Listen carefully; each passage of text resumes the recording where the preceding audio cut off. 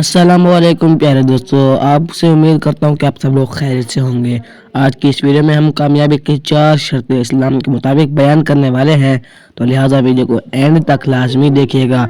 आगे चलने से पहले गुजारिश करता हूँ कि मेरे चैनल को सब्सक्राइब करें और मेरी वीडियो को लाइक करें, हो सके तो शेयर भी कर दें ताकि व्यूज़ बढ़ें। इस्लाम के मुताबिक कामयाबी की पहली शर्त है कि आखिरत पर मुकम्मल ईमान रखा जाए, यानी नीयत साफ हो, नीयत आखिरत हो। कामयाबी की दूसरी शर्त है कि मेहनत करें, कोशिश करें, ऐसे हाथ पर हाथ रख कर ना बैठे और कोशिश वो करें जो अल्लाह ताला ने बताई है। आखिरत वाली कोशिश करनी है। इसका मतलब दुनिया को दिखाना नहीं है, बल्कि आखिरत का ख्याल रख कर कोशिश मेहनत करनी है। कामयाबी की तीसरी शर्त है कि कोशिश करें लेकिन मकसद आखिरत हो, दुनिया में दिखावा ना हो, मेहनत करना लेकिन दिल में खौफ खुदा हो।